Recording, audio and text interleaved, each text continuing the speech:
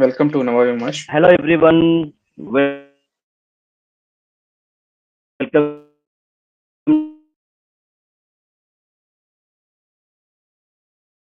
to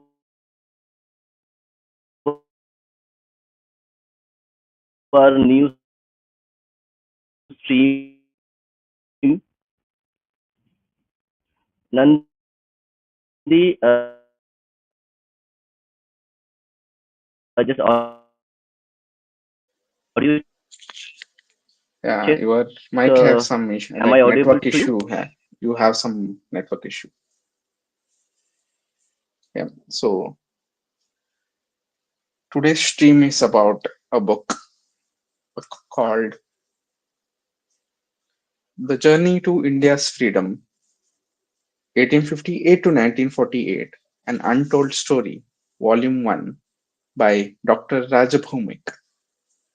Dr. Raj Bhaumik was supposed to join us today, but due to unprecedented reasons and emergencies, professional emergencies, he could not join us today. So, but very soon he will be joining us in the next live. So we are looking at his books for the meanwhile, and we are doing a brainstorm session in this session to look at the book, and if there are any questions that you guys have or we have, we can ask the author in the next session. So yeah, let me share a sample with you guys. Share screen. So this is the book. So yeah, Journey to India's Freedom, 1858 to 1948, An Untold Story, Volume 1, Dr. Raj Bhaumik. Journey to India's Freedom.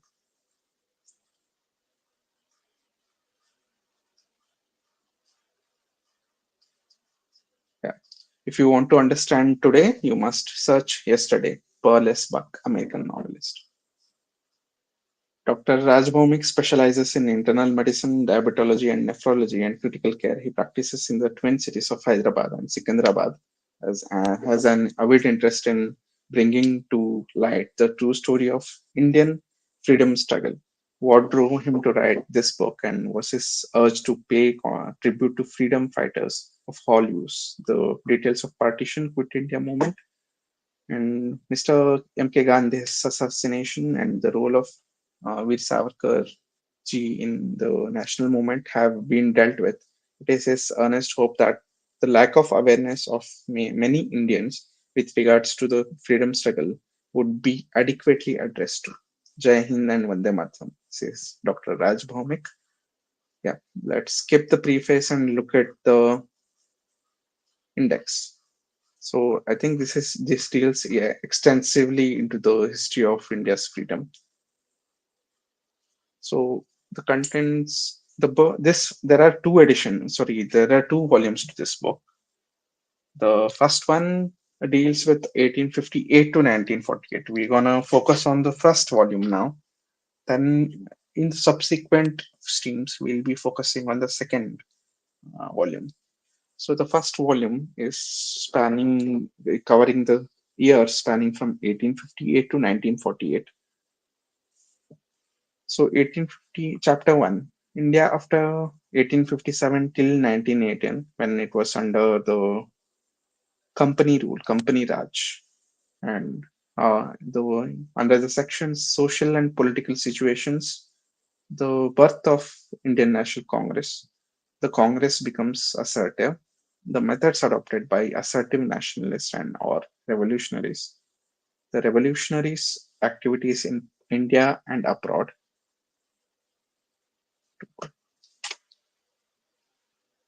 Revolution in the province of Punjab. Revolutionary movements in the west coast of North America, including the Ghadar Party. So I think based on this, the west coast of North America was always involved in movements that concerned with Southeast Asia or Indian subcontinent, as we should refer to it. Okay, let's look at some comments.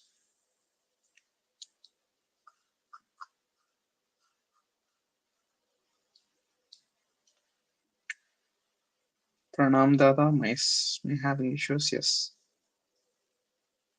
So it's pretty much after the crown took over. Then after that, yeah. No, it's from the first Indian War of Independence of 1857, the Indian Revolution, till yeah, it starts from there. So cool. I haven't read this. Yes, we will read this together. So which chapter should we jump into? We can see reading nonfiction is not a serial process. If you know up to a certain point, you can directly jump into certain chapters and read it. Or if you want to start from beginning to end, it's your choice. You can enjoy reading, but it will take a lot of time. So it depends on your perspective. So this book ends till 1942 to 1943 and the Bengal famine. That's a heavy chapter. Can we ask author as to if 1857 was really a war of independence at all? Yeah, we will surely ask him in the subsequent streams that, yeah, we will note down this question, highlight it.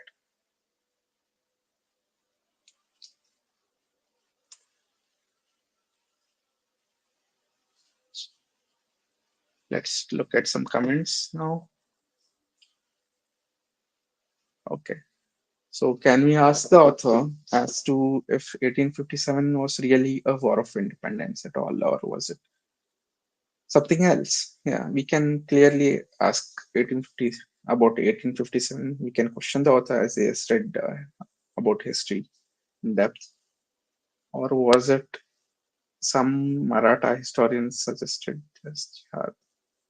Can you quote which Maratha historians so that I can actually frame this question to our author? Like if you can mention the source, or I can ask the question.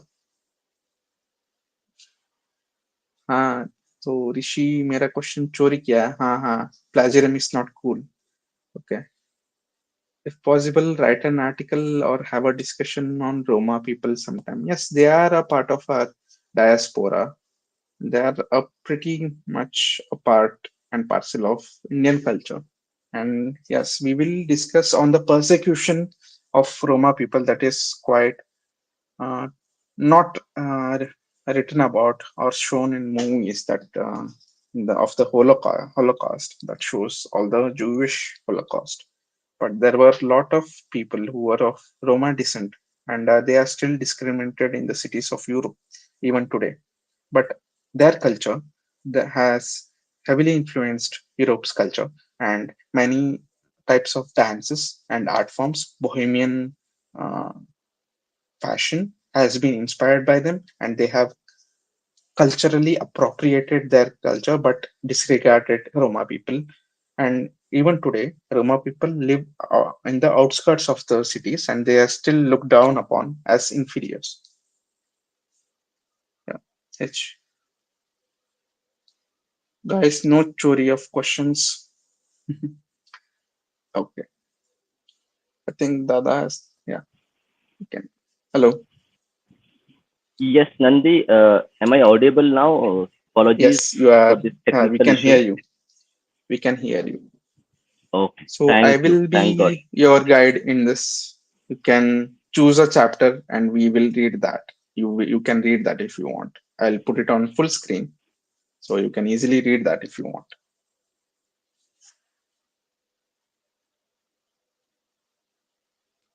Yes, very clear.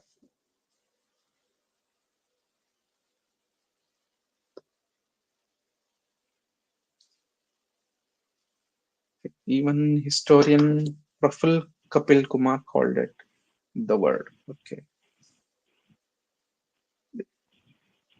Yeah, Nandi, so there is some issue from my end. So it will take me another Sure, five, sure. 10 minutes to fix the issue. Till Sure, you we will be discussing the continue it. book. Yes, Yeah. please, please. And apologies for everyone for this technical issue. I am traveling, so there is some network issue at my end. So apologies for everybody once again. So I'll be noting down these questions that are people are posing.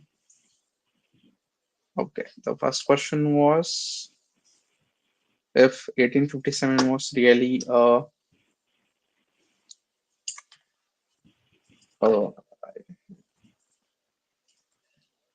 in- first independence war, first war of independence, or as what Maratha historians, no, Maratha historians called it as the word. Okay, so I was referring to Marathi historian Sheshram More. Okay, okay, source Sheshram More. Is he from the Bhandarkar Institute?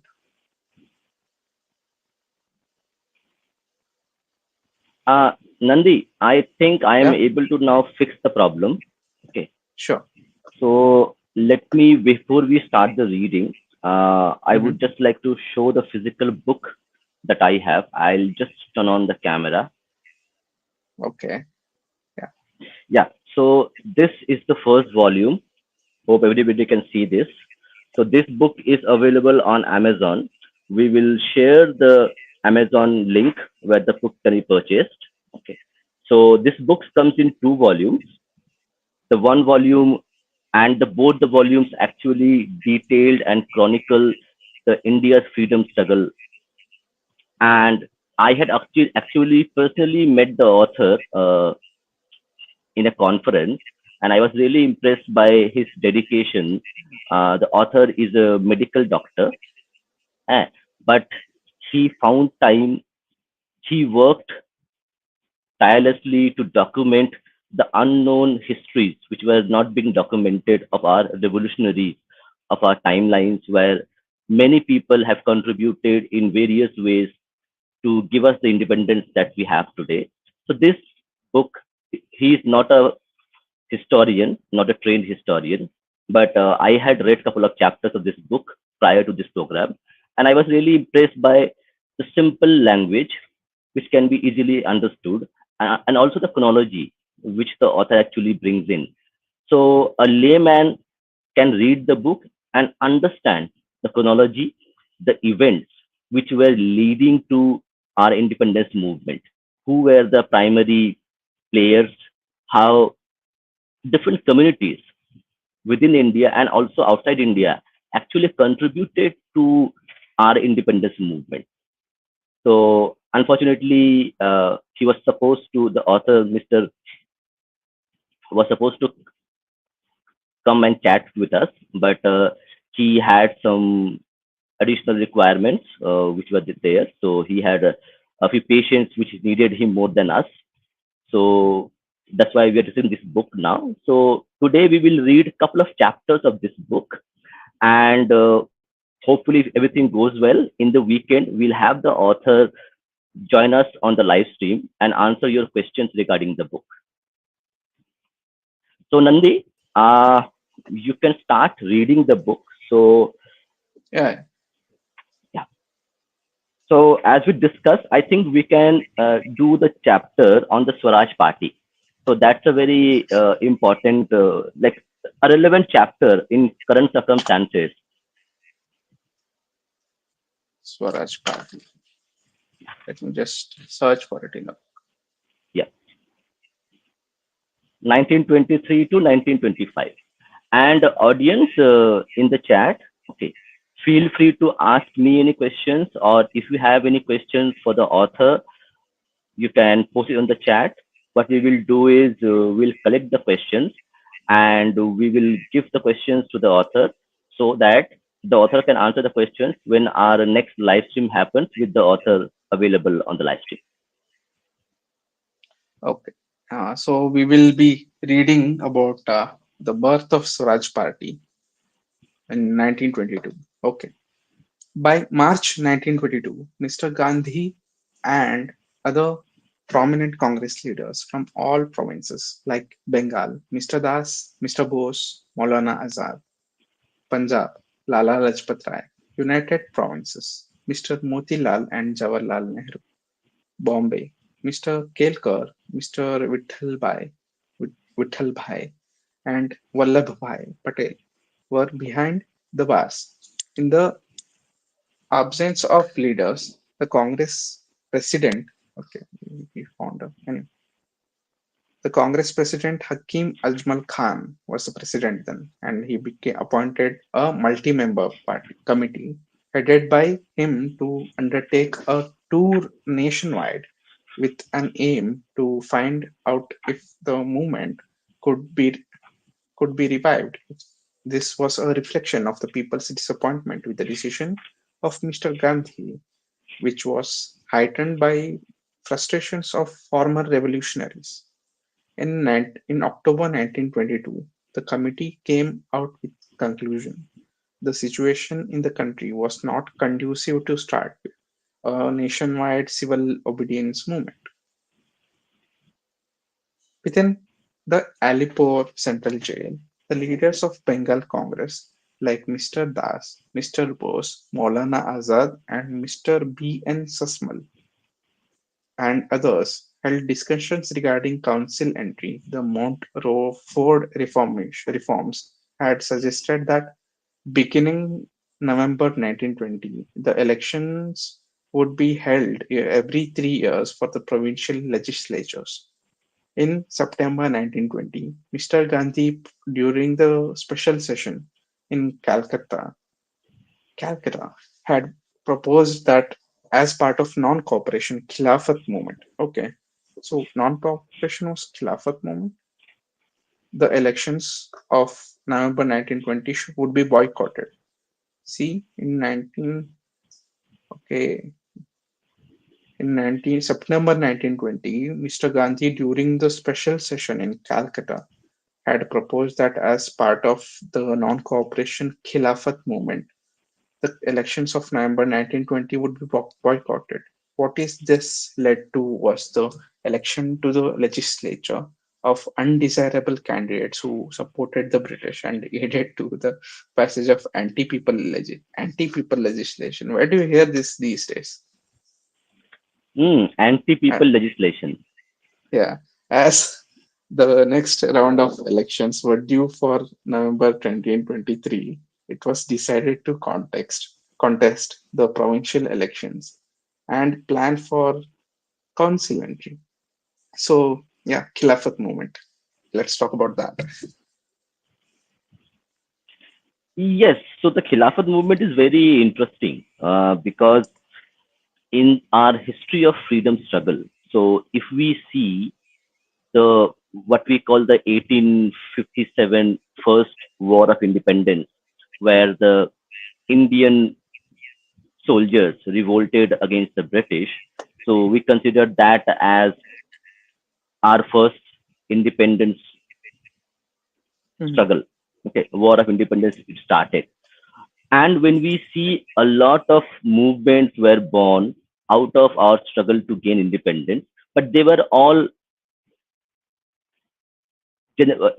there within the Indian subcontinent. So but the Khilafat movement is one movement which had its origins in the Ottoman Turk, the erstwhile Ottoman Empire. So it's a very interesting concept where the Khilafat, or the Caliphate, it is told, it was like a mhm, movement, and also the concept is quite alien to us as Indians.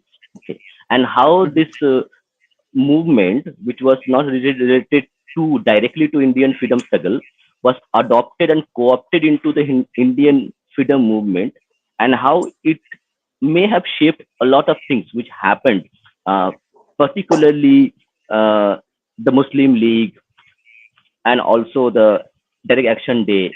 So I think it's a very pertinent event in our independence struggle, and a lot less mhm, has been written about it. So mhm. So, but it had so such non-cooperation Khilafat movement had a negative impact because the people who were undesirable and supported the British and they got elected and it aided the anti-people legislation as they call it. I have But one more this, question Yeah, I have one more question to the audience who are there live and who might be listening to this stream once it is recorded. The Khilafat movement was something which was not original to the Indian subcontinent. However,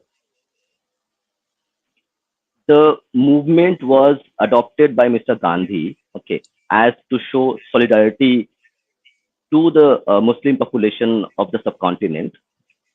And this, and so what do you guys think? This Khilafat movement had any good impact or a bad impact, or did it shape the way the partition of India took place? So this Khilafat movement was somehow impacted the partition of India, which took place in 1947, when we see East Pakistan, West Pakistan, and India became independent nations. So if you can share your views on the comments, we will read them. Kanandish. So what I'm worried, what I'm concerned about is, so these movements with foreign sources or foreign interests are still present in the present society, that are not relevant at all to the our struggle or our present situations. But we will still continue even if we have never been to the country, or even if we have never been like heard of the country before. Suddenly everyone starts supporting that issue because certain political powers started supporting and funding those movements. We have seen them very recently in social media. Everyone is aware of it, and it's a Khilafat movement 2.0, as some people mention about, how they quote about it. Yes, so in the modern context, we see a lot of conflicts which are being happening across the oceans in the Middle East or somewhere in later stages. Previously, in 1960s, 70s, we had the communist movement revolts in South America, and also sometimes in Africa. So we have seen after post-independence, we have seen Indian populace in general would sympathize with the Vietnam people when Americans invaded Vietnam, and we see the Communist Party of Vietnam would fight against the American military, and we have seen protests and rallies for Vietnam people who were communists fighting the American army. We see rallies being a huge rallies where people would chant that we would fight for Vietnam. So I and also we had also a conflict in Middle East. So we have now Israel-Palestine conflict happening since 1948, and we have seen people would attach themselves to these movements which are not directly related, but they may be related in their religious context. But it is there. So I think the seeds of this religious affiliations and movements would have started in the Khilafat movement itself. So this was the first movement where people of Indian subcontinent rallied behind a not so indigenous movement, we can call the Khilafat movement. Yeah, Nandish.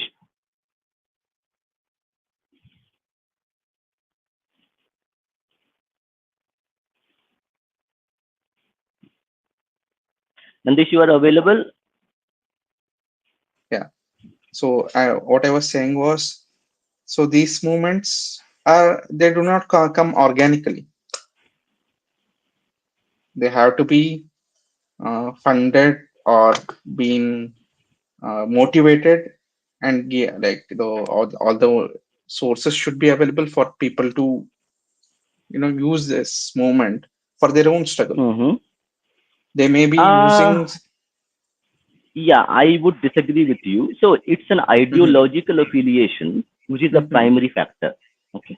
mhm, So if you see for that we are discussing the Khilafat movement where we're discussing.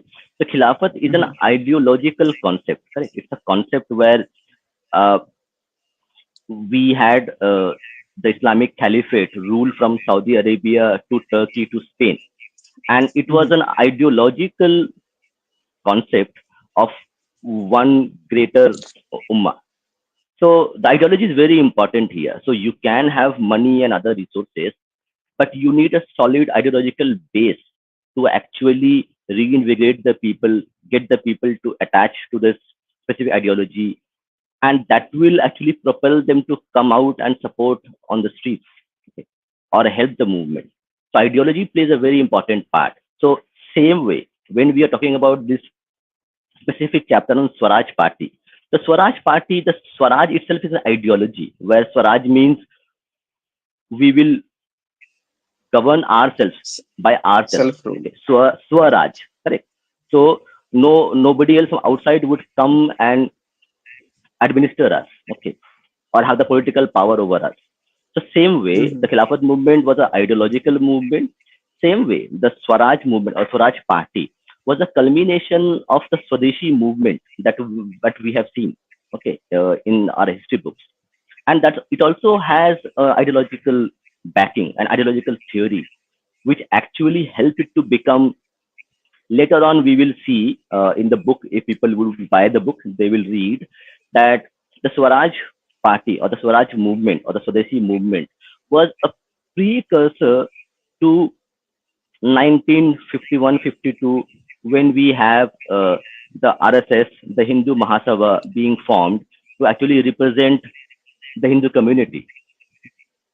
So the culmination of Hindu Mahasabha and Dr. Shama Prasad Mukherjee, who was the first president of Hindu Mahasabha, and also we had other Hindu organizations who would have merged together.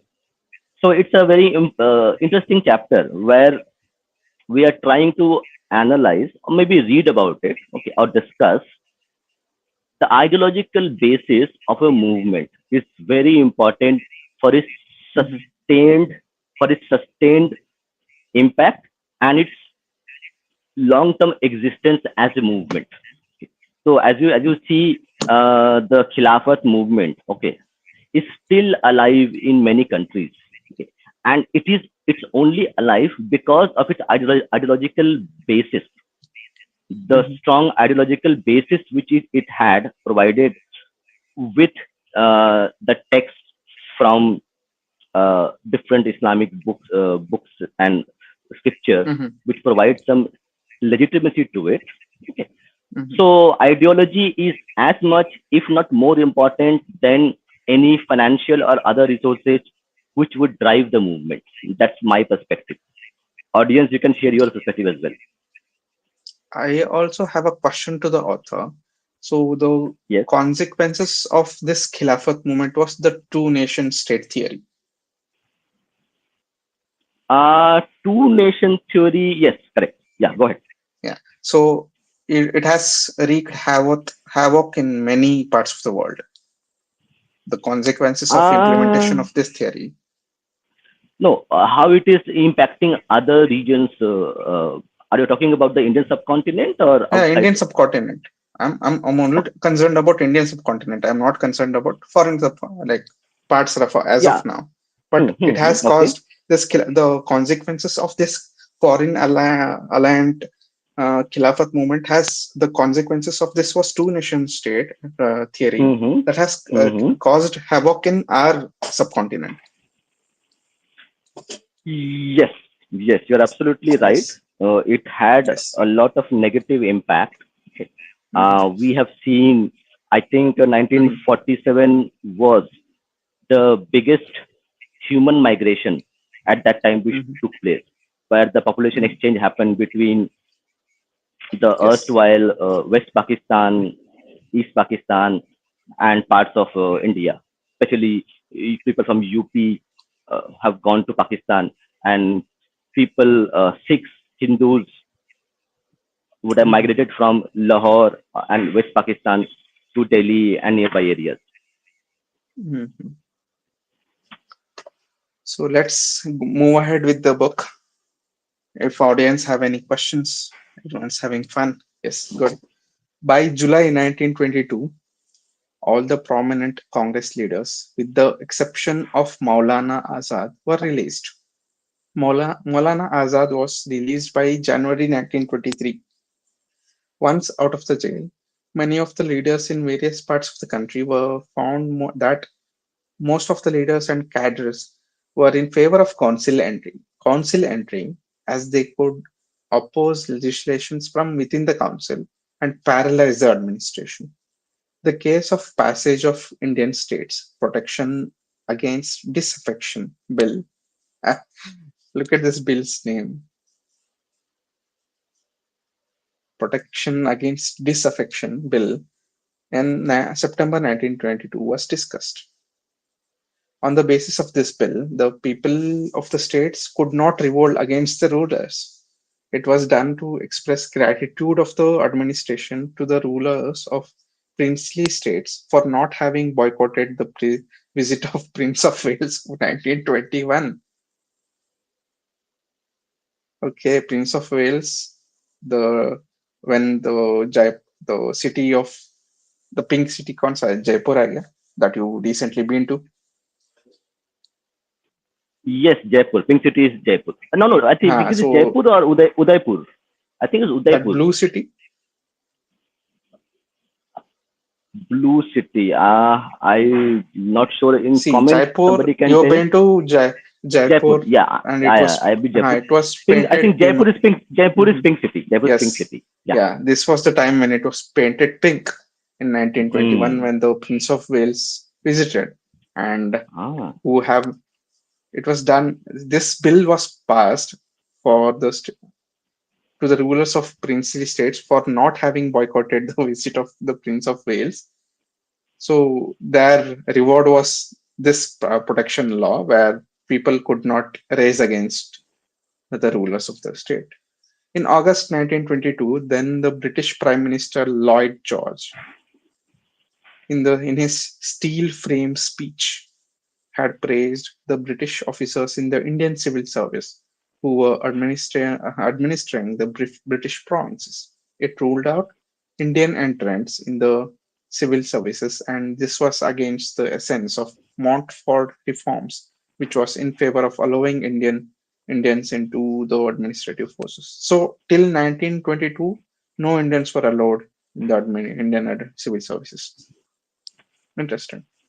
Ah. So the Montfort reforms, it suggested that like it should allow Indians into the administrative services. But then Prime Minister Lloyd George, he yeah he only like with the British officers, he praised only the British officers who were then the part of the administration. Yeah.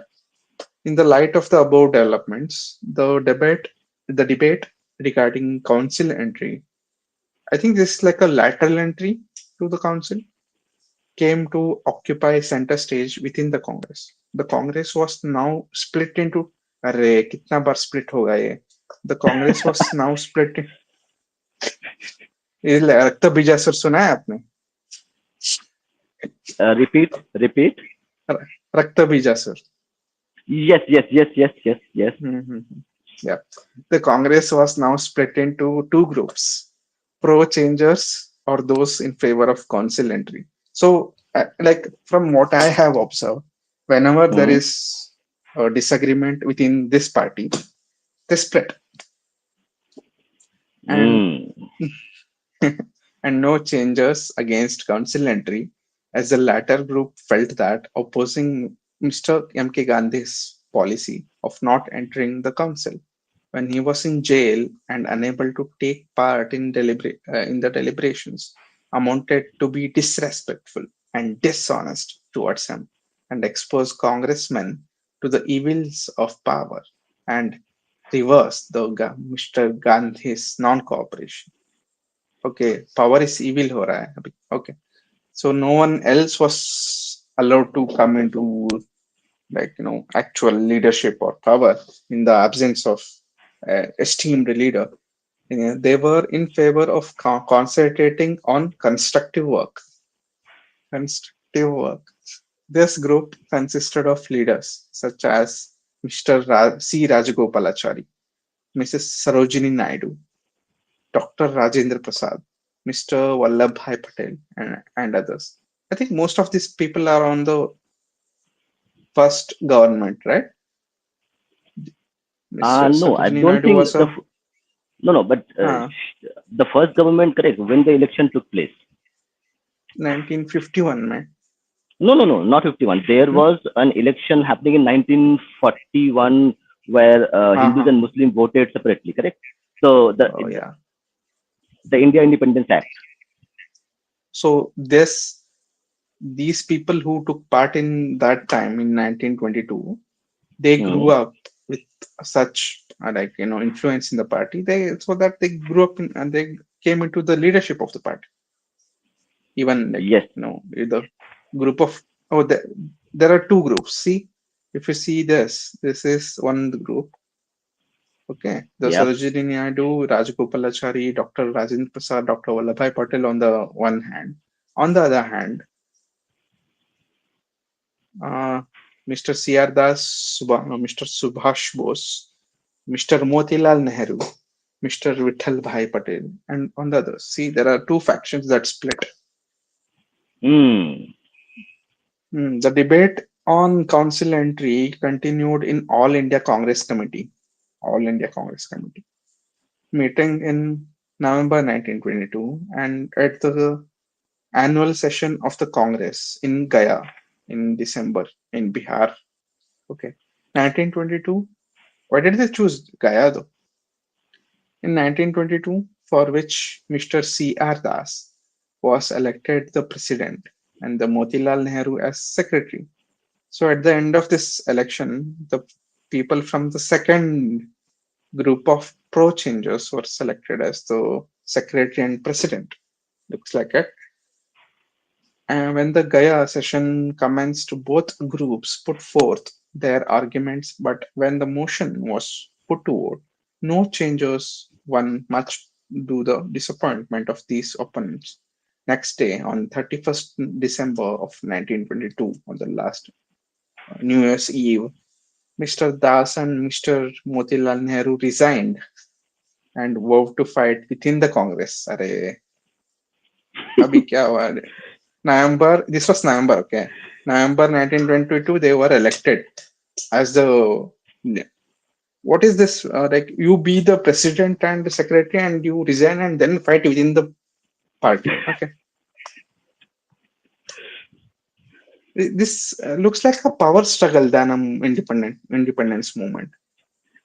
Like, who gets the Y- power? Who. Yes. See, the primary, and it is well documented, the primary Hmm, motive hmm, of having Congress was founded by Octavian Hume, okay, who was not an Indian national, hmm, and the primary motive of having a like a Congress party as a kind of a safety valve mechanism where the Indian people who were being uh, facing atrocities, taxes, uh, discriminatory practices against them, laws against them. They were not able to govern themselves. Okay, a lot of wealth from India, undivided India, was extracted and sent to the United Kingdom to build industries, build the British industry that we see today. And hmm, Congress Party was formed as a safety valve mechanism so that the Indian people would think that the Congress Party would represent us and they would talk to the British government to give them their political, legal, and economic rights. hmm. And anyway, the Congress Party has always been an elite party. So if you see in terms of its It is members, still presidents, is. it is, but at that time it was more elitist than you can ever imagine.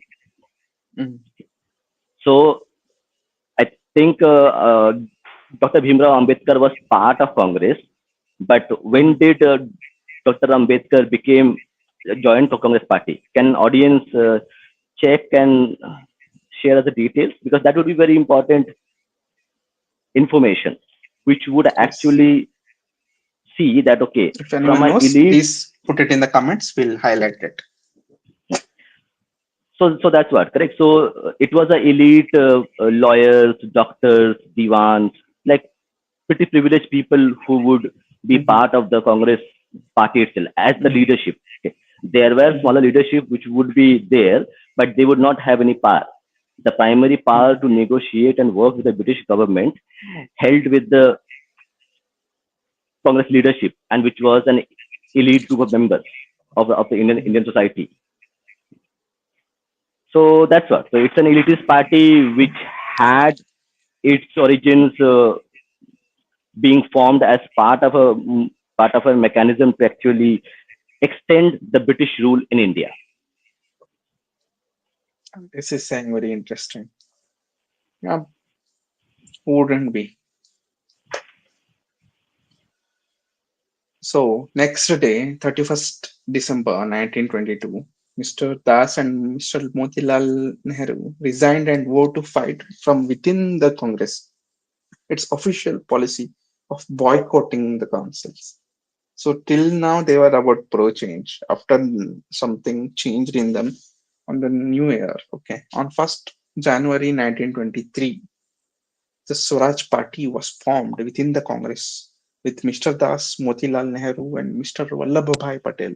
From these are like from wait, yeah, from this side. Okay, from the second, if you see the pro changer here, so they formed the Swaraj Party as its founding fathers were Mr. Das, Mr. Motilal Nehru, and Mr. Vittal Bhai Patel. Is he related to Vallabhbhai Patel by any chance? No, he is not. He's here. Vallabhbhai Patel is here. Okay. In London, general elections in November 1922 brought into office a conservative government led by Mr. Bonar Law. Following were its significant actions pertaining to India. LEE Commission. There was a lot of commission after 1922. Or, okay. After, oh, so then it was just after World War One, and Lee Commission was set up for that. After World War One ended, the young British men refused to come to India as it was not remunerative. So it was not, the salary was not good after First World War. Yeah.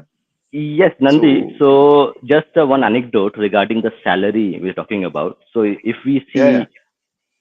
if you see the writer of the book, the dystopian writer of the book, what is the name? The George Other, Orwell, yeah, George Orwell. So 1984. yeah, Yeah. 1984. So George Orwell was a British sepoy, a British policeman serving in Burma, and in his in his documentation, in his books, it is written that the pension which was given to him to serve as a policeman for the British Empire in Burma was quite lucrative. So when Mhm. we see the Scots people, the Scotsmen, the Welshmen, uh, the English people who came to Asia specifically, Southeast Asia, where you had Burma, Indonesia, Indian subcontinent, they came here to serve and they were paid quite a handsome salary. Mhm. So They when found this, other corrupt measures also for side income, yeah, and that yeah. would be there, but the primary motive was the good salary which were they drawing. Yeah, So even we see a lot of literature and a lot of uh, perspective shown that okay, the British administrators who came here, they were very benevolent in their nature, mhm, but but ideally they came here to make money. They were given a good mhm. salary, a good pension. So the reality is I've heard that there was a disproportionate employment of Scottish officers compared to the British. also Welshmen. So a lot of Yeah, Welsh people Welshman. were also there, Welshmen there, Mhm, and there is a theory. There is a theory. We don't know how much it is true or how much it is in speculation. But there is a theory that when the British people occupied the Welsh and the Scottish lands, the revolutionaries or the young people who were revolting ARE. against the British rule. Mhm, So what used to happen is that whenever the British would actually take over Scotland or Welsh, okay, the young people or the ambitious people who were not accepting British rule of Welsh lands and mhm, Scottish lands, mhm, they would be given good salaries, and mhm, also they will be sent to these far places like Burma, India, uninvited India, mhm, so that these young radicals would not actually ferment more trouble for the British rule mhm, in Wales and Scotland. So mhm, there is a theory where it shows that okay, the data shows that disproportionate Scots people were serving in India. Why? Primarily mhm, because these dissatisfied people who would foment trouble against the British rule in Scotland, they would not be there. So the British would have less resistance to their rule in Scotland. mhm.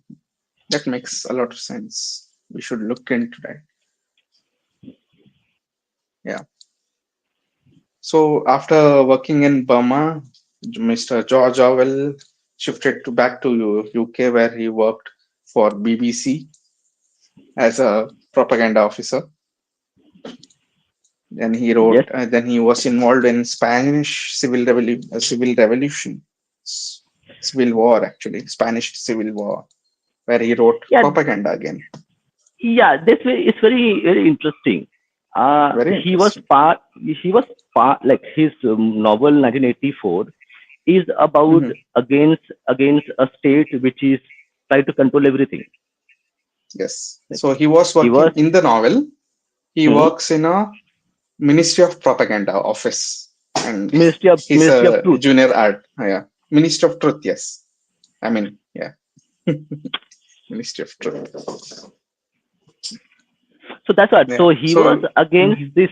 He was against this authoritarian state, but he was mhm, fighting for communist, and we know how the yeah, communist rule actually was there in Soviet Russia, where millions have died because of their policies of bad economics and no freedom of speech. mhm, So at one hand, he was writing novels about against mhm. authoritarian rule, and on the other side, he was fighting for them.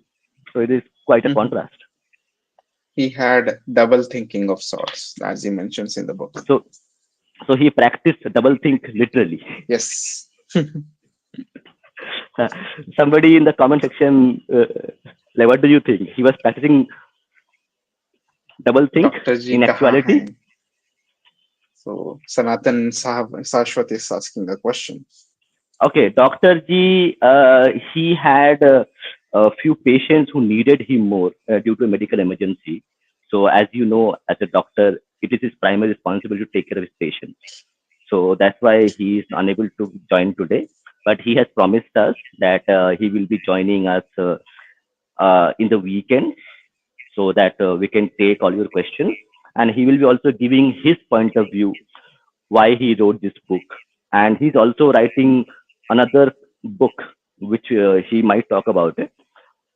But it's a very good initiative that somebody who is not from an academic background is trying to write something about it. And I have read the book. The book is very easy to read, and it has very good information which is not available in most of the books.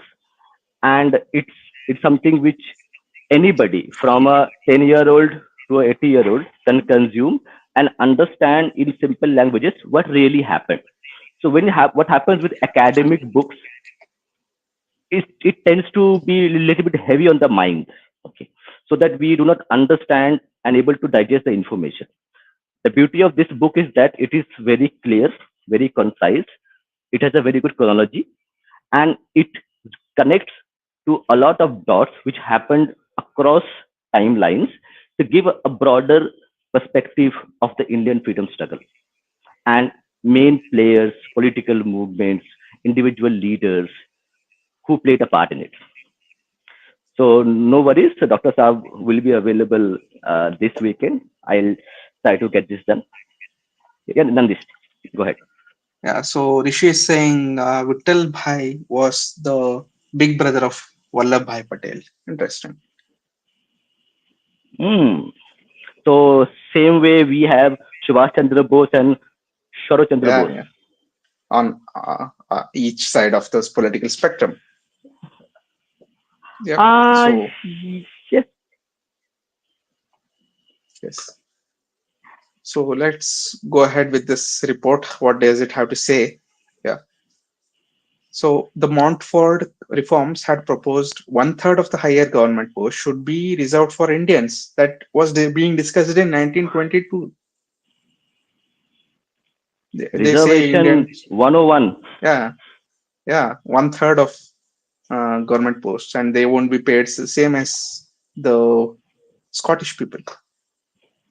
Scottish officers won't be paid equally to Indian officers. This increased the apprehension of British that they would have to work under the Indians. In December 1922, the new Conservative government appointed the Lee Commission, who under Lord Lee, to examine the issue. The final report excludes two vital services: the Indian civil services and the military. Even military didn't have British officers till 1922. So the even if you observed late in 1940s till then, most of the officers were of the British rank. So for the other services, it was proposed that 40% reservation, 40% of the vacancies for Indians and the British, and 20% for provincial services. So provinces is the Indian princely states. While from 1923, the civil services examination could be taken from India, the Commission recommended a hike in the salary and perks for the British entrants, which meant the increasing taxes on Indians. So it made no sense. So 1923 was the born when the civil services examination India was born. But till then, I don't think did they have a civil services examination for British uh, lords and or was it very generational being an No, the House of Lords is a like there's no election for the House of Lords. It's based no, on I meant heredity. see, what I'm asking is, see here, if you can see the Lee Commission under Lord Lee, so Hmm. can there, like usually the elites of UK and their descendants, did they participate in the civil services, or these officers were from a middle class or lower class of the then UK?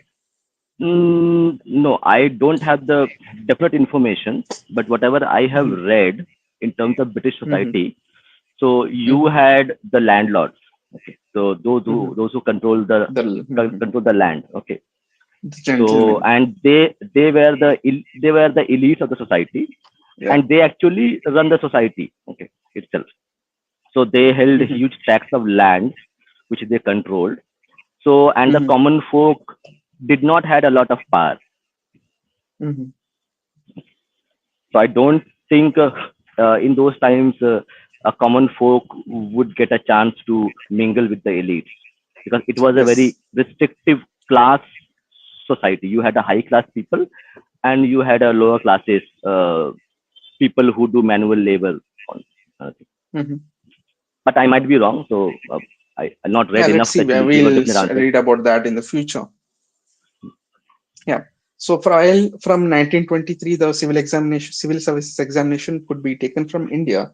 The commission recommended a hike in salary and perks of the British entrants, which meant increasing taxes for Indians. So the Indian officers and British officers did not receive the same salary, but also there were perks for the British entrants who, because they encouraged the the young British men who participated in World War I to enter India. But at the same time, they only excepting the Indian civil services and the military, other services had Indian officers only after 1923. What does that say? As people who argue that, oh, there were Indian officers and Indian uh, people in the higher up officials, and yeah, that's not a reasonable argument when you have a entire civilization in your under your thumb and you are oppress them and not ask them to come up. Indians are a civilization, are of prosperity, and they look for earth first, and you cannot take away. They will rise up in any situation, that as we have seen.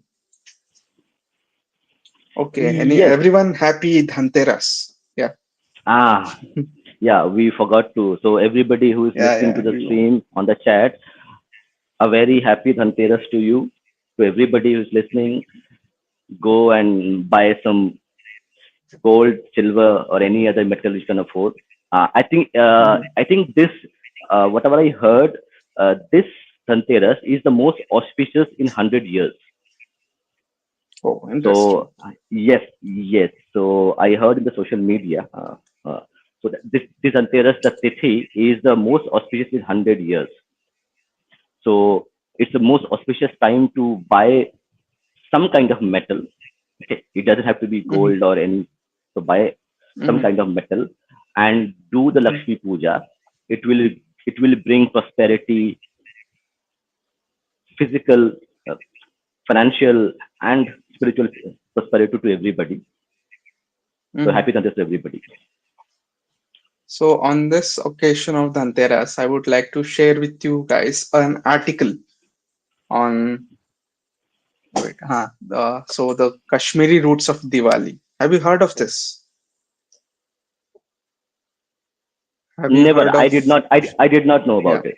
To be So to there be is something frank. called Sukha Suptika Deepamala festival in that was even mentioned in books like Neela Mata Purana, that's celebrated in Kashmir.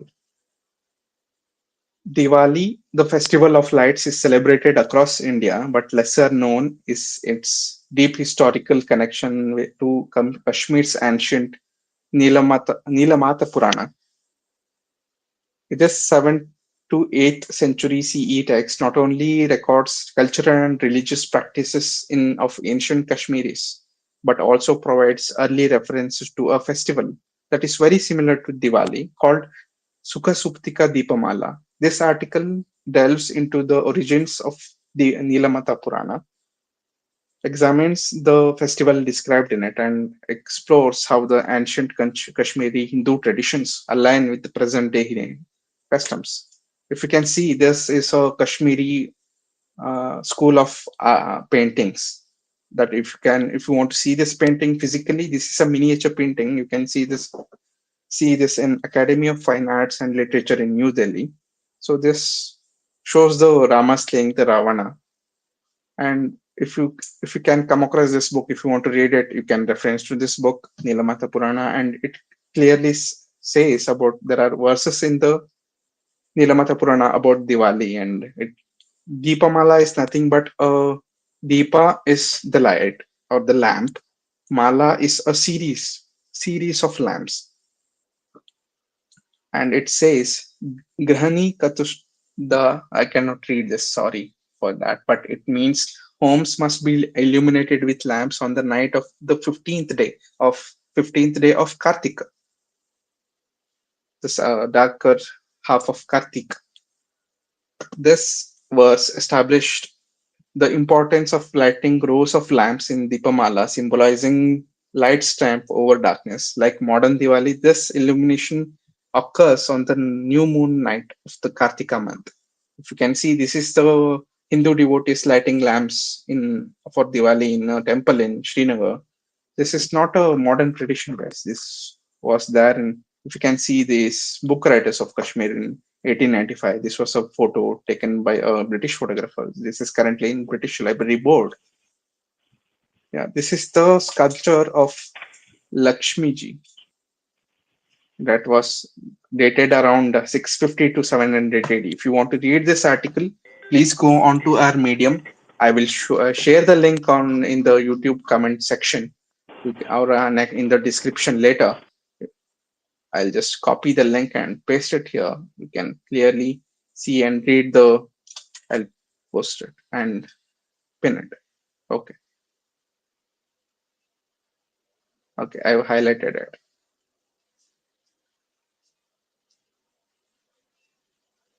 Okay, you can read the this article there, and it's a very interesting article that I had an amazing time researching about it, and it was really interesting to see all the Hindu Kashmiri festivals and all the traditions. Let me go back to the book that we were discussing. Last time I had some issues with the screen sharing part. This time, let's see if it happens again. Yeah, no issues. Lee Commission. Let's go back to the book. Is there anything about busting crackers? Is it modern edition? So Abhay Agarwal. So the busting crackers. There are some Pahadi paintings that is from 1800s that shows people celebrating, royal people celebrating, because I don't think the gunpowder was accessible or even affordable by uh, normal people like us. But the royals of Pahadis and Rajputs and even Mughals celebrated with bursting crackers, and it showed in the paintings. If you go back to like 2017, then the Abhijit Chavda had shared a on his tweet. He has shared all the images of the paintings. You can see it on the internet. Yeah, I'll put it up, put an article. Okay, I'll post the article in the community tab for sure, for sure. It's also on our Twitter handle if you check it out.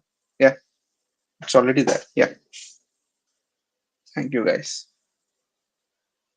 Abhay Agarwal, I hope that addresses your question.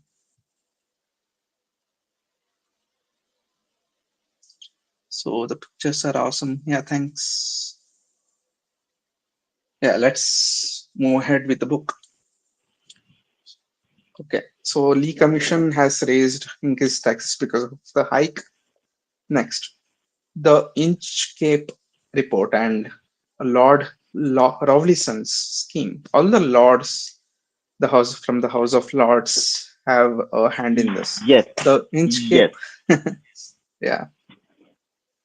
So the elites of Britain were heavily involved in the Indian, like, they were in the ruling of such, whatever, whenever the reports and the commission used to do, they used to represent the government as such. yes, The Inchcape report submitted by the Lord Inchcape called for a reduction in the military expenditure. It was not accepted. The Rawlinson report recommended the segregation of Indian Army with the creation of 8 cavalry units that would be headed by Indians. This was to ensure no British officers were under Indian command. Okay, so they were really did not want to be ruled by Indians. Okay, so 100 years later, in 2022, who were the prime minister? Anyway, doubling the salt tax. If you go to any street in London right now, yeah, doubling of salt tax. The that article on Kalidas, right? Wait, that second one, yeah. So that's the second yeah. recent.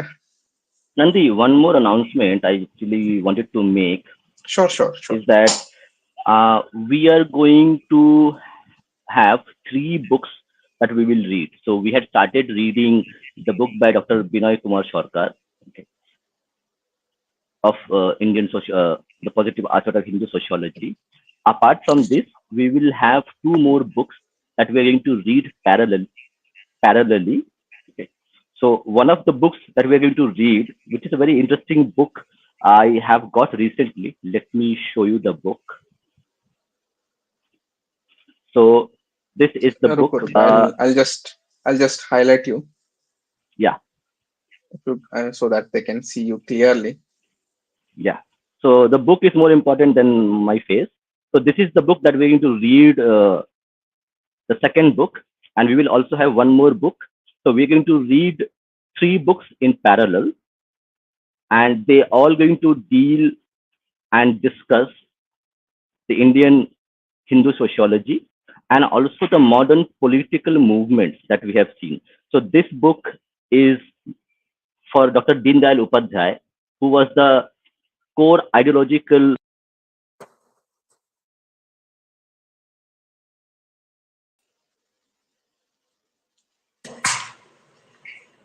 Hello. Yeah, am I What happened? audible? I am. Yeah, yeah. My You headset are. battery went down, so apologies. Okay, sure, sure, sure. Sure. Okay, So we will so be reading 3 to 4 books.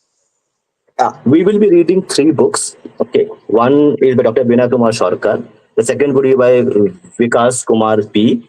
on Dr. Deen Dayal Upadhyay and his contribution to the Indian right wing or the nationalist discourse. And the third book Hmm. I will announce in our weekend stream. So we're going to read three specific books, one on Hindu sociology, one on Dr. Deen Dayal Upadhyay. The book's name is Spiritual Democracy, Integral Humanism for the New India. So how the new India that we see today has its roots and the political dispensation which has grown from 1947, how it has started. It is being discussed and documented in this specific book. And third book, I'll keep it a mystery. I'll announce it in our weekend stream. Apart from this, we will be having collaborations with other Indic specific creators and magazines. And also, we will have an international collaboration with a South American country where we will be talking about the Indian diaspora. So be sure to subscribe our channel and keep the bell notification press so that you will receive notifications for our streams, and we will have a varied content from book readings to new books being launched, and we will discuss them. We will also be discussing about Hindu or Hindu specific subjects like the Hindu diaspora, which is spread across the globe. So we will be talking to people of Hindu diaspora in our coming streams. So they will come and share their journey of living outside India and how they practice and preserve their cultural heritage and traditions. Yeah, Nandish. Sure, sure. We will be doing that. So should I continue reading? Yes, go ahead. We will finish it soon. We will finish this chapter soon. Yeah. Those doubling of salt tax. The British finance minister, Sir Basil Blackett, in March 1923, during his trip to India, announced the doubling of the salt tax. The bill was defeated in the Indian legislatures, but vetoed. See, the veto is being used as a white supremacy anyway by Lord Reading and made into law. Okay. See, this is the what the part is I'm really hate about the British. See, they say that you can have a legislation, you can have a government, but it's not really a government, and you don't have a voice because you can be vetoed and made it into a law. The doubling of salt affected all Indians, especially the poor, as it was the essential item for their day-to-day living. Do you know what would the present day liberal would say? This was to protect the health of Indians by reducing the sodium in their diet. Interesting The take. through this, yeah, through these actions. I mean, I was just if you take a specific person and make them time travel, like which party would they support? Anyway, through these actions, the goodwill of the British suffered, but the Congress remained divided and demoralizing organization. Interesting. So when was it actually not divided? This was observed by Maulana Azad following his release in January 1923. The Swaraj Party started declaring that its intentions was to enter the legislatures and not only block the anti-people measures but also expose the anti-India policies of British government. This was emphasized in the first Swarajist conference held in March 1923 at the residence of Mr. Motilal Nehru in Allahabad, United Provinces. This is UP, na? United Provinces of the present Uttar Pradesh, Allahabad. It was declared that attainment of dominion status for India was the aim for Swaraj Party. Okay, Maulana Azad who was being wooed by both factions of the Congress, was of the opinion that the Congress was heading for a split on lines of what had happened in Surat in 1907. What happened in Surat in 1907? See, for this you have to read the book completely. Then you will get what had happened in Surat and know its consequences on the 1923 situation of the Congress party. He had a discussion with Mr. Das and Motilal Nehru in this regard.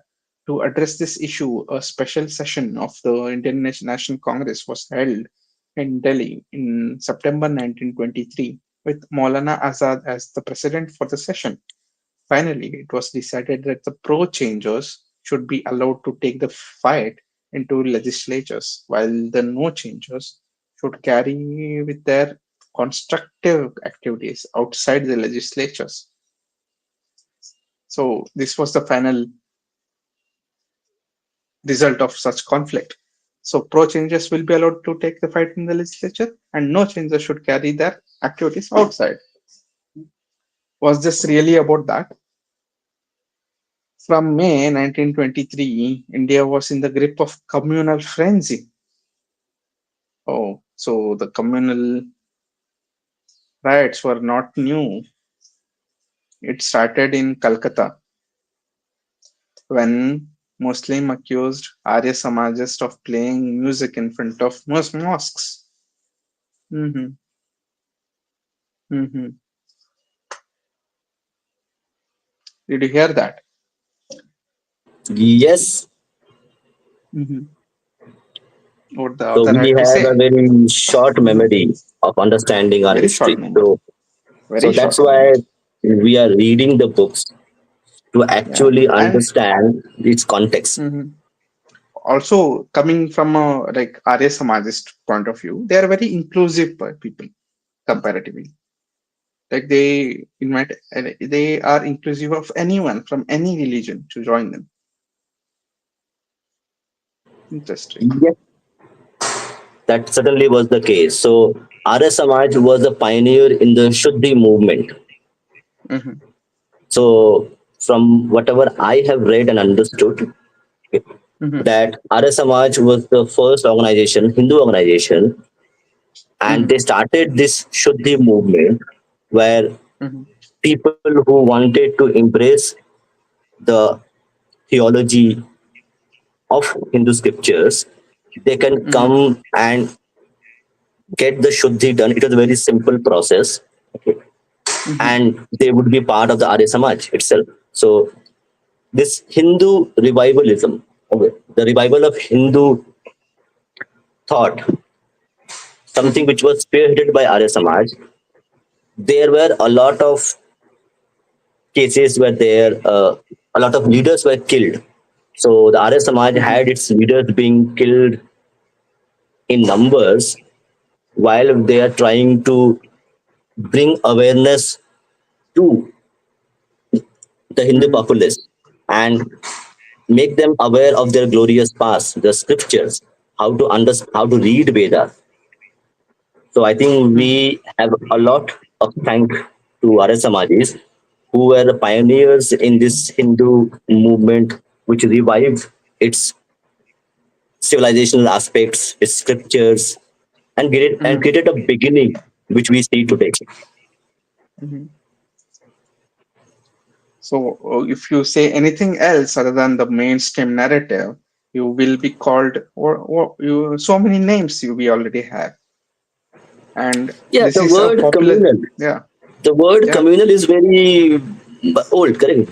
The word yeah. communal has been It's not used. new. The people might think It's this not word is new. something which is new to the parlance, but this has been used as a kind of a divisive word in its meaning and context. Yep. So this is very indicative of a civil war. But when you call it in India, it becomes communal. If it happens in the US, it's civil war. Civil war is very different. So I think Hmm. nowadays we are not very careful while using Hmm. words and what they exactly Hmm. mean. Okay. Hmm. So the words like Hmm. civil war should not be used in a very light manner because Hmm. they have a very deep meaning and they have a quite a profound Yes. impact on the psyche of the people who are listening and reading it. So Hmm. nowadays we see words being used in a very light manner to Yes. actually dilute the impact or the meaning it has, the impact it has on people who suffer due to this. A civil war is something which is breakdown of law. There is no law and order. Hmm. But in any communal strife between two communities, there is a breakdown of law and order for a temporary period of time. But Hmm. That can be it does restored. not it does not reflect the overall societal law and order. It hasn't broken down. It may Hmm. had a dilution for a period of time when the strife Hmm. takes place, but it Hmm. is not equivalent to a civil war. So we have to be very So yeah, careful I in terms of agree with using this what you're word. saying. The words, the like heavy words are being used for very minute things and very negligible things. Such heavy words lose meaning. Yes, and Like if we it see actually in all the dilutes social media, if we see the words people. like genocide and Mm, exodus that we are mm. seeing nowadays, and any small communal conflict, they call it genocide, and there will be exodus. That actually the word loses its meaning. And yes, and it does injustice to the people who suffer under these circumstances, these incidents. Yes, So yes. the human toll, the Hmm. psychological toll, which Hmm. people go through while living in this kind of scenarios, circumstances, Hmm. okay, where people Hmm. lose their lives, lose their valuables, lose their family members, mothers lose their sons, families are destroyed, Hmm. and we are just using the word as it doesn't mean anything. It's just a word.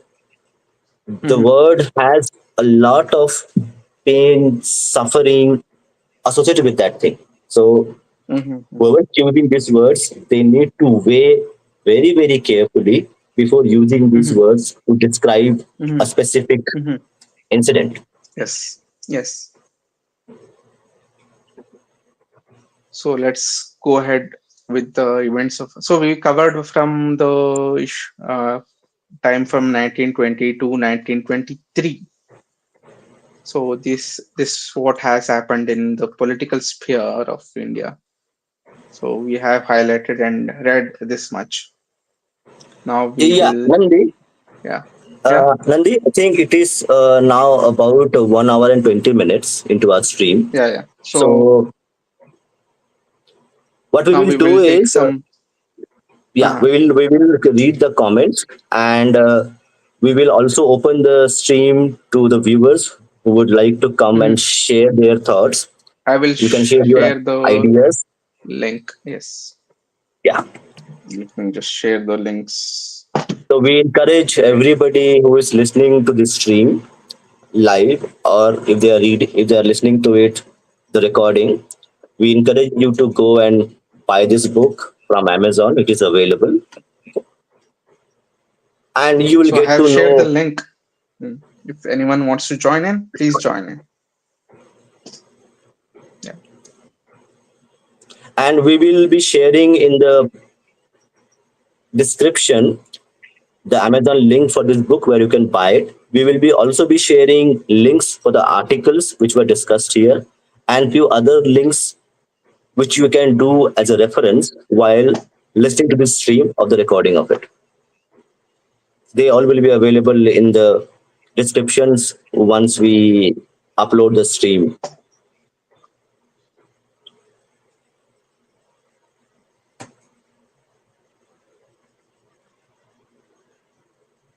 Okay, till then we can go to the comments and we can read the comments.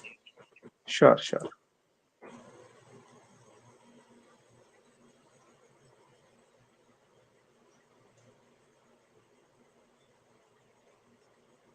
So, yeah, there are some interesting comments. Can you go back to the previous one? It's an interesting comment by Shekhar. Shekhar, yes. Communal word is used to give cover fire when Muslims attack Hindus and not the other way around, and to disseminate, to desensitize the violence against Hindus. Yeah, Shekhar, think you are right.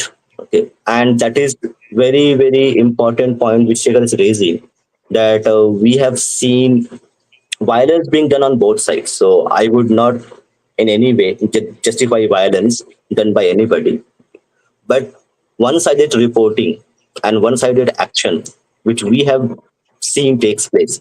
Specifically, I would like to quote the violent incidents which taken place in Noakhali, the violent incident which taken place in the Direct Action Day in 1946 in Kolkata, previously Calcutta, where we have seen large-scale violence, looting, arson took place, and both the communities were indulged in the violence. But unfortunately, only one community was asked to bear the brunt of it. So this is something very important which Shekhar has raised. So I think more we need to do and read more about it, do some more research on it. Maybe we can read some papers on it to actually document this. Yeah, we can go to the next comment. Thank you, Shekhar, for your comment. Shekhar again. No, Shekhar, I don't think I agree with you, because if we were that short-term memory we had, we would not have documented our Vedas, our Upanishads, our Puranas. I Yes, would suggest we have the memory of an elephant. That would be a perfect metaphor. yes, I do not agree with Shekhar's comment. Yeah. So Abhay Agarwal says it's like Kushal Mehra, AM, etc. versus JST and ST, etc. today. In which context you are saying, Abhay, you can come on the stream So and you can share a bit yeah, more you can insights, explain because yourself. it's very interesting. So, who is Kushal Mehra and who is JST? It will be interesting to know about it. It's cryptic in nature. Yeah, yeah. Anyway, you can write on the comment as well. It's not an issue. If you are unable to join the stream, Join you can put us. in the comments. Like we would like, and the audience would like to hear, know whom you are referring to as Kushal Mehra, AIM versus JSD and SD. I think Abhay is talking about the split in Congress party and the formation of the Swaraj party. The Yes, he's Naram talking Garam, about the factions. yeah, Yeah. factions, which are available. So I have Okay. shared the article and this book in our description. You can just check it out if anyone is interested in buying. Please buy the book and read it to know your history. And you can contact us or read our articles on Medium and any other platform that you're comfortable with, even Substack. Yeah, and I have one more announcement to make on weekend stream. Okay, which will be very exciting for everybody. So we are planning on this. So you will get the notification for the weekend stream that we are planning, and we will have Mhm. a surprise for our audience. So stay tuned. Sure, sure. Everyone will be really keen to know what is it, and I'll also be waiting. Yeah, it's going to be a Diwali, post Diwali gift to everybody. Yeah. So RS is Okay, we can go sharing to something. next comment. Yeah. Just yeah. He meant the factions in Hindutva. See, the Congress party was primarily uh, elitist party, and they were Hindus by name, but I would not consider them, not all of them. Few people like Vallabhbhai Patel and few others. I'm not sure exactly how many are there, but they in Congress party itself you had the Naram Garam. I think a lot of people would have read about the Naram Dal and Garam Dal. So you had the hardcore revolutionary who wanted total independence, and few people who wanted British to be at the helm of political affairs, and Indians would be under British rule. So, So and we Harish had is these saying two something very factions. interesting. Yes. So we were reading the book, and there was something called 1907 Surat session, and he has given the context to it. So there was a fight, a huge fight leading to break in Congress, creating moderate and extremist wings that you were talking about, the compliant and the nationalist wings. Yeah, go ahead, go ahead. Yes, so that Naram and Garam. So you had, Yes, yes. yeah, the modernist, and also you had the See, extremist would be actually not the right terminology I to mean, use. see, that is not our lens. That is from a colonial lens. So Yeah. we should no longer use it if you really want to become decolonial Mm, yeah, I think I civilization. would request everybody to actually refrain from using the words which the colonial oppressors, the empires, would use to actually identify us. So, still in our history books, our freedom fighters are identified as terrorists, which is a great injustice to their sacrifices that they have made for us. So, all these specific words which were used by the colonial powers to actually give a negative aspect, negative line to our freedom struggle, it should be avoided. So, we can use the other similar meaning terms that would actually much better reflect the actual work and sacrifice done by our freedom fighters. Shekhar is saying this. Yeah, you are right, Shekhar. And that is a temporary blip. Okay.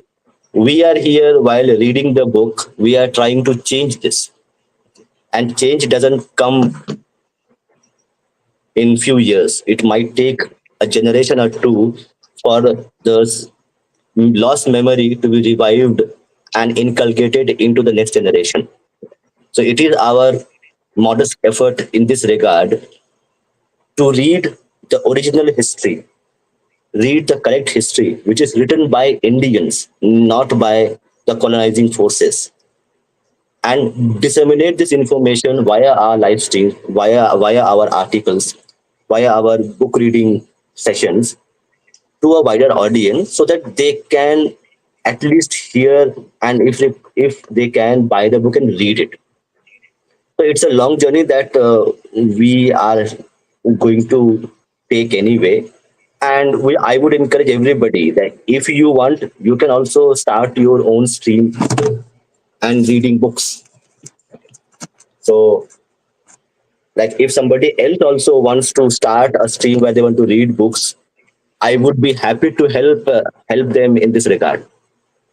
We need more people who would go and do these streams, read the books, disseminate the correct history of our civilizations, our freedom struggle, and you will see that the goldfish memory that we have used the terminology would change pretty quickly. So I am not very negative about what will happen. So it's a good beginning that we have made, and we will continue to make sure and strive to make this a success as much as possible. Hmm. We go to next comment. Hmm. Let me just bring up the next comment.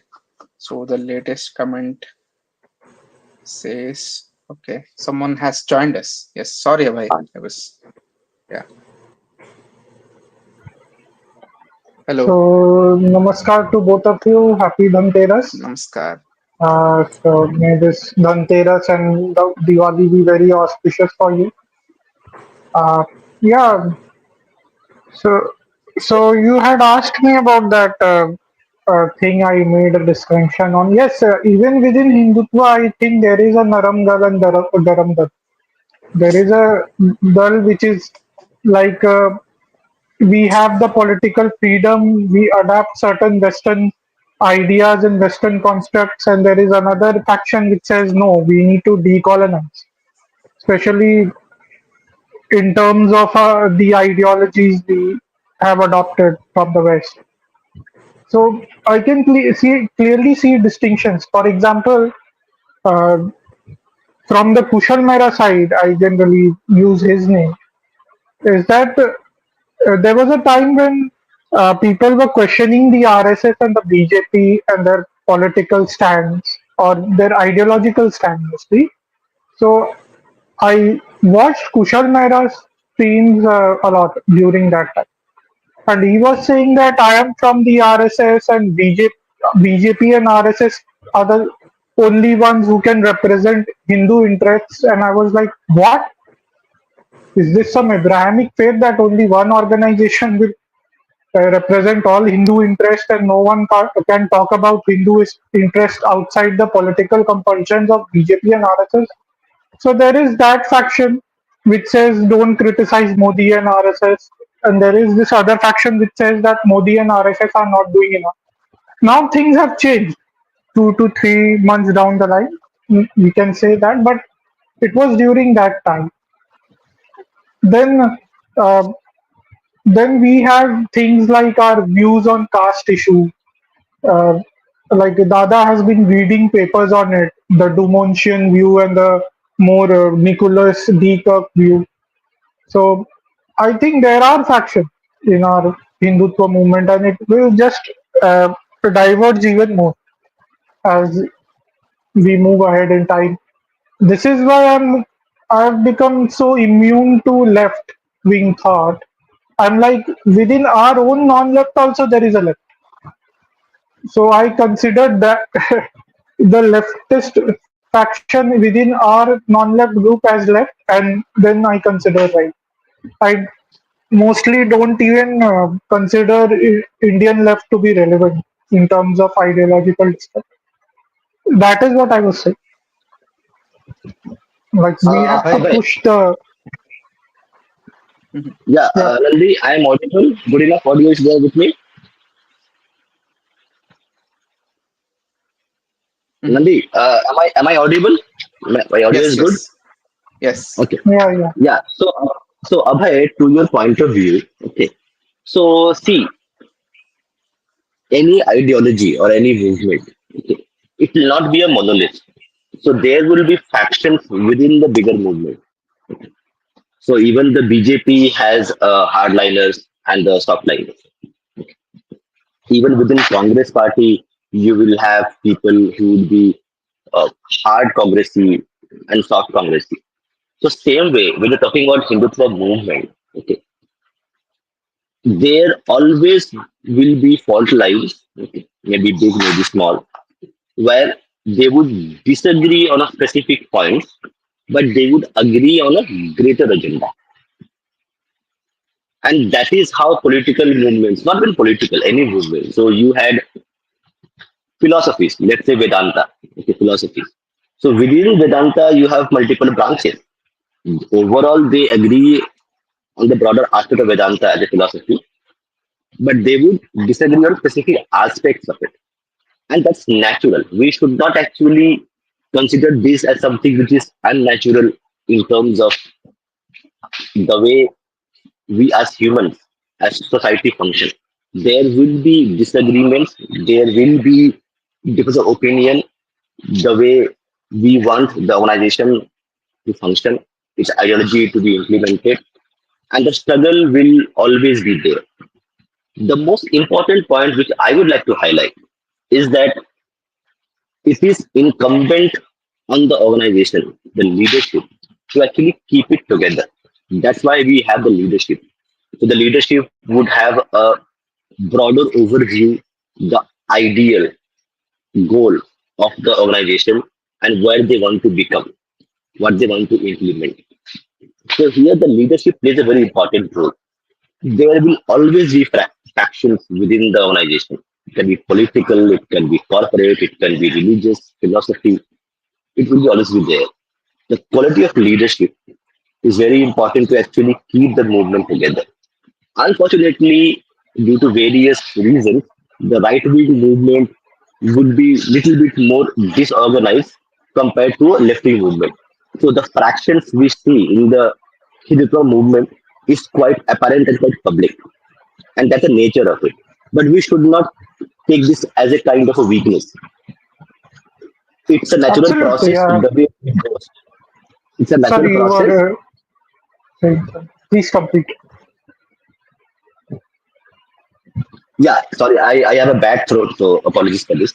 So my point of view is it will always be there, and we need saner heads, okay, leadership and their quality leadership to actually work, sit with them to define the broader perspective, the broader goals of the of the organization and the ideology, and work towards it, and have the different opinion. That's absolutely fine for me. Yeah, all right.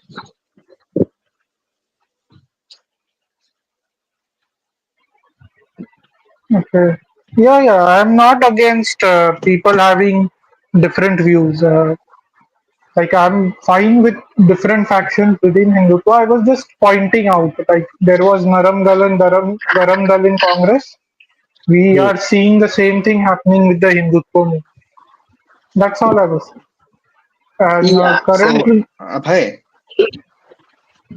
what yeah, I'm yeah. specifically worried about the left is they will import their ideologies. They are not anything from the land, or they won't use anything from they create their own, nothing like that, but they will directly import from certain countries and their ideology and impose it on us.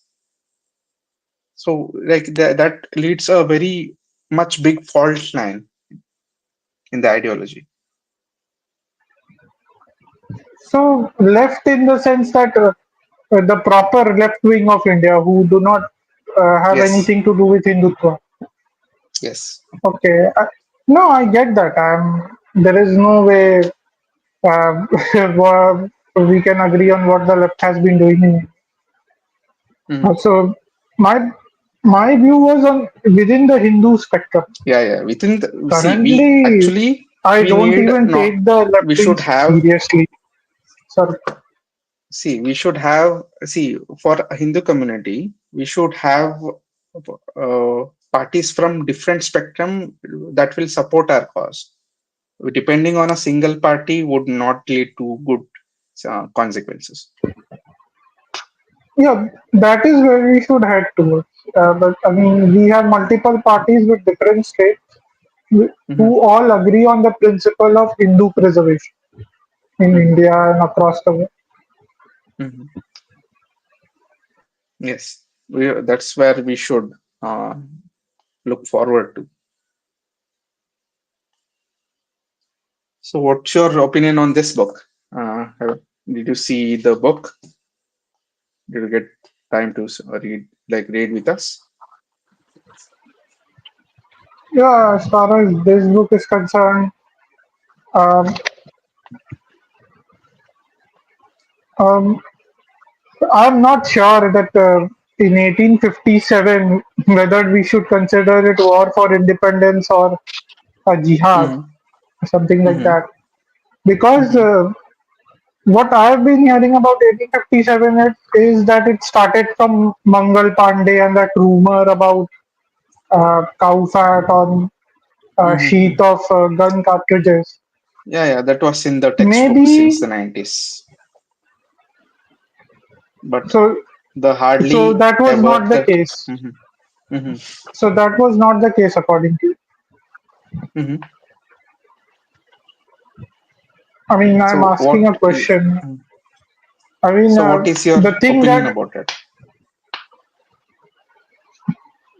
my opinion earlier was that maybe some Hindus did start the war, but some jihadi elements took over to re-establish Mughal rule or something Mm-hmm. like that. But Mm-hmm. Yeah, um, you might be most correct. that has been my view uh, Mm-hmm. all this long. Beyond that, I'm really not sure what to think. But Yeah, yeah, we shall ask this uh, question in the near future to the author as well. Let's see what his uh, opinion is on this about it. as far as 1887 and Congress is concerned, I'm pretty sure that British made Congress to as a pressure releasing wall. They wanted to use Congress as a pressure releasing wall, and Mm-hmm. I think I think Congress today, even today, Congress is a remnant of. So Mm-hmm. so I think it's basically that is what it is. And Abhay, British were very Abhay, successful in suppressing the proper Swaraj demanding people, uh, Purna Abhay, Swaraj demanding people. Yeah, Abhay, a question to you. So, how would you then describe the Azad Hind Fauj which Netaji created, which had participants from all the communities? Like, how would you which had, sorry, describe which had? Azad Hind Fauj? Correct. And we had soldiers from all the communities of India fighting under one one flag of Azad Hind Fauj. Okay, That was not in 1857, then. No, no, no. No. I see. Uh-huh. I'm trying to understand that in 1857 it was a soldier revolt. Correct. Mm-hmm. Mm-hmm. Primarily, it was in 1857 the soldiers who were there in the barracks in the cantonments. They revolted against the cartridges which had Mm-hmm. pig fat and Mm-hmm. cow fat. I don't know how Mm-hmm. true or false it is. We can't verify Oh, we should that look into part. that, the empirical evidence of it. Yes. So if you see, it was a kind of a soldier revolt against the British occupation of Indian subcontinent, and the same thing or similar lines also took place with the Azad Hind Fauj. It was also a kind of a soldier revolt. So there are similarities between 1950, 1857 and the Azad Hind Fauj, which Netaji built, and we had from southern India, Parsis, Muslims, Hindus, everybody fighting together under one flag. So just as a perspective. So I'm not trying to Let's say see. anything, just There give a is perspective. in the second edition of this book. This is discussed very in depth. We should, yeah. And just one more caveat. So why I chose this book? Because there are hundreds of books written by foreign authors, Indian authors on Indian freedom struggle. I chose this book for a primary reason that this book is coming from a non academia. Okay, the author is a practicing medical doctor, and out of his passion for history, he wrote this book. So we will get a non-academic view of Indian freedom struggle, maybe not a unique view, but a contrasting perspective. How a non-academic individual view the Indian freedom struggle. It may not be very lucid in terms of language or in terms of details, but it gives you a perspective which is generally you will not get by reading academics, historians writing books because they would have their own biases coming into it. So it's a good idea to read non-academic writers writing about Indian history so that we will get another perspective which is missing when we read only academic driven content written by trained historians and academicians. Mhm. So that's why I Yeah. actually, because uh, I Mhm. chose this book to actually discuss. So it gives a perspective which is not available in many such circumstances. Popular history is certainly a very interesting genre when you choose reading books. And without the academic jargons, it's easy for common individuals to access this book and read the extensive research done by the author. And it will surely be very easily. This book is very easily accessible. It's even freely available on Amazon, the Kindle thing. And yeah, it's very interesting. Such books are written and usually they go out of radar, but this book has two volumes, very extensive volumes that give a very accessible way of presenting the facts, and without going through a lot of jargons, it presents the facts that has been there with all the empirical evidence. Yes. So the information is very concise and to the point information is provided. So it gives you the pure information and some context and little bit of analysis so that a general public will be able to consume it. With the academic writings, it becomes a little bit difficult for a common reader to actually understand the language itself. So the common words which are used in general English, they are being used. So this book would be accessible and read and understood in proper context by everyone. So that's one of the very good aspect of it. That it is not something that you have to learn English in a professional way or go and sit with a dictionary to understand the words used by the academic people, historians, and it becomes a little bit more difficult for a common reader to read the full book and also understand the information. Mhm. Okay, so thank you, Yeah. Abhay, for coming. And Abhay, I would you can send me an email. Okay, so we would like you to come to our streams on a regular basis. Just send us an email on our email ID, and we will connect with you. So we will plan something so that you can share a bit more of your knowledge with us and to the audience. Okay. I'll Yeah, I'll try thank you. to send you an email. Yeah, send him an email so we'll connect. Okay, and we'll try something so that we can also. So the idea of the stream is to have common people come and share their views. Okay, I am a common person. You are a common person. So we are not academic people. We are just common listeners trying to disseminate information which can be understood by everybody, not by some specific technically skilled people. So as you know a lot and you have a lot to share, so we could connect and create a specific stream or subjects that we can discuss where you can share your valuable opinions. So do Mhm. send us an email and I'll get in touch with you. Thank you Sure. for that compliment, but I am not sure if I am that knowledgeable. But sure, I will try Yeah, to send you an email if we could join together. yeah. Sure. Thank you for the contribution. Appreciate it. Yeah. Thank you. So we have 10 minutes left. So let's just quickly go through the comments and then we can end the stream.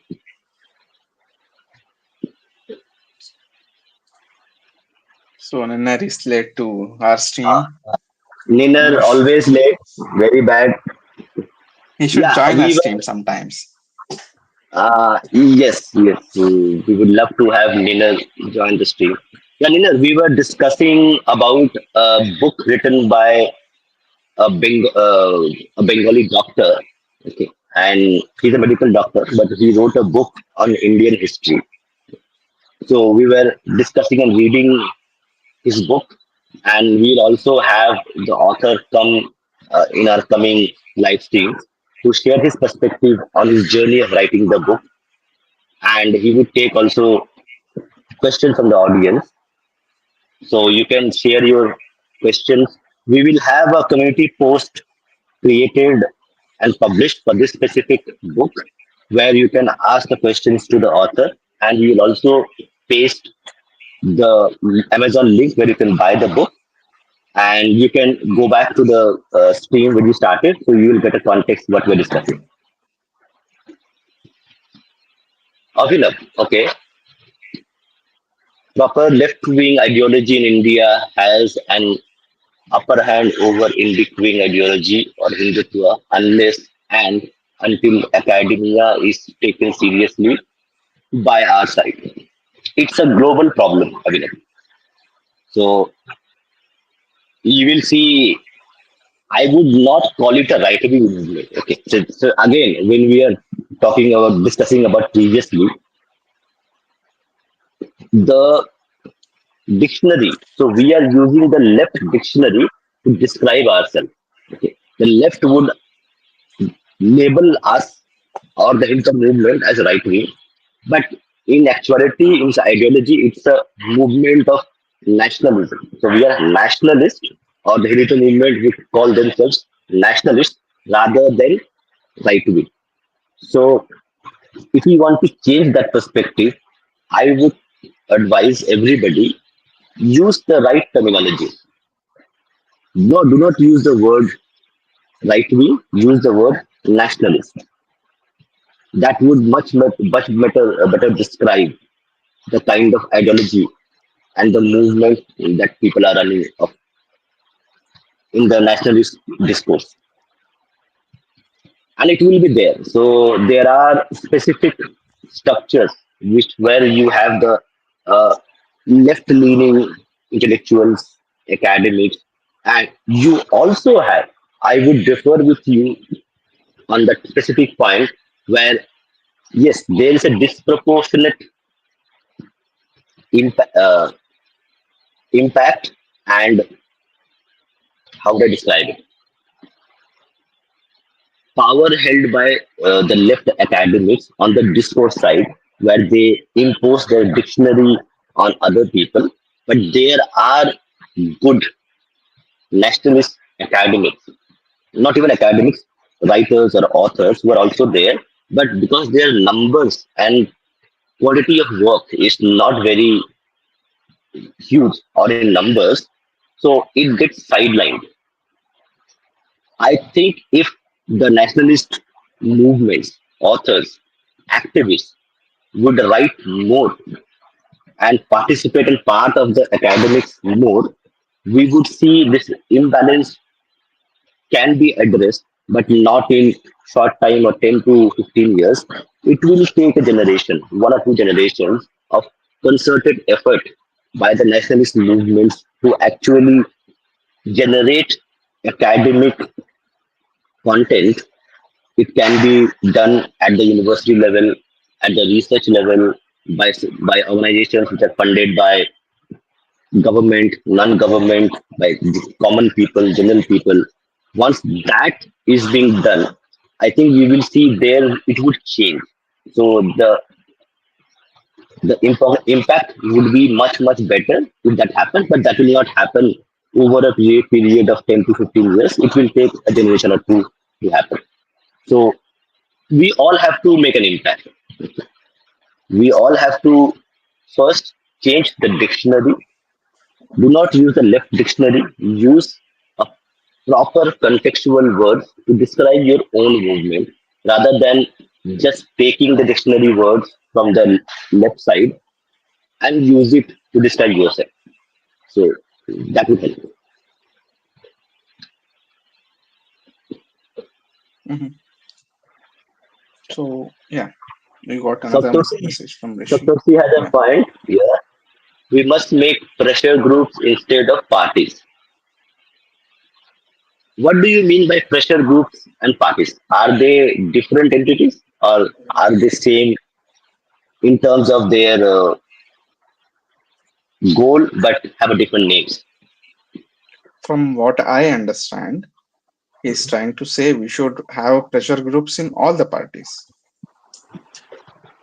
Pressure groups cannot be parties. So Mhm. we have to understand. the political structure that we have in the 19th and 20th century. So the political parties, the way the world functions now, a political party cannot be a pressure group. This political party's primary objective is to capture political power, and in that process, they would have to work with the system, work with the overarching society at large to gather votes. So these are two separate aspects. You will have a political party. Their job is to win elections and capture political power and implement or go towards the goal that they have in terms of ideological understanding. The pressure groups are going to be intellectuals and even common people. Common people can form a group, and if they become a bigger group, they can actually influence political parties. So it's a multifaceted approach that has to be taken place, where the common people are aware of their identities, their political understanding, ideology, and then those specific pressure groups would actually coordinate with the political parties so that the common prosperity, common goal, the political party's common goal has to commensurate with the pressure group's common goal. Once that becomes one, you will see a lot of changes happening over the time. And it's a long drawn process. It's not going to be a linear journey. There will be a lot of upheavals, ups and downs due to the way elections are fought and the way we have the administration and systems in place. So it's going to be a difficult journey, but yes, we would require more pressure groups, public pressure groups created, and we have a lot of them. It may not be very effective in their way, but I think we are seeing good progress in terms of common people aligning themselves to a specific organization, and that organization is working with the political establishment or the administration to actually communicate their demands and what they want, and it will go on. It will go on So over Rishi a period has of this time. argument. He has. Yeah, pressure groups are not in vote bank in politics because there are compulsions there for political parties. So, as an option, I recommend pressure groups like the PACs who can exactly very good point. So, this concept of PACs we have in America,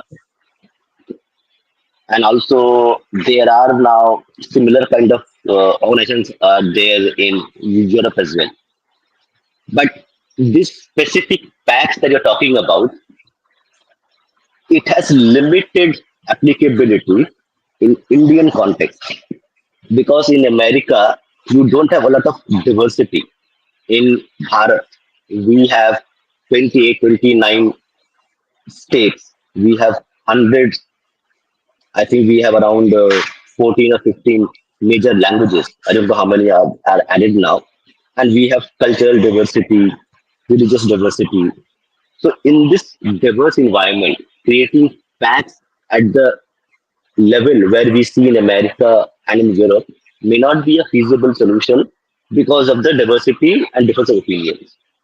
So, in Indian context, there has to be a change in the way packs function. Yeah, the ultimate goal of the pack would be to actually communicate the demands of the common folk, the voters, to the political parties. But the packs may not be a very practical solution. Yeah, we can have a pact like organizations for various communities, states, language groups, religious groups, and they will work. So it will be like a decentralized thing. It cannot be a we have a multi-party system, correct? So we have almost hundreds of parties who are registered in America or in Europe. In America specifically, you have a two-party system. So in two-party system, PACs do work, but in a multi-party democracy, PACs may not work as we want it to work in Indian political circumstances. But yes, I agree with your argument. but it has to be adapted to the Indian context because the diversity would actually make sure that the packs would function in different manner, but the goal would be same. Uh, So we are into 2 hours of streaming. yes. So now, thank you everybody for joining. Okay. Thank you for your comments and suggestions, and thanks Saptoshi and Abhay for coming and sharing your point of view. So we will end this stream today. We would again request everybody to go and buy the book. The link is in the description. And we will certainly try to get the author to come to our live stream to answer your questions in the next stream that we are planning. So keep an eye on it and like and subscribe our channel. And we also have our Substack and Medium space.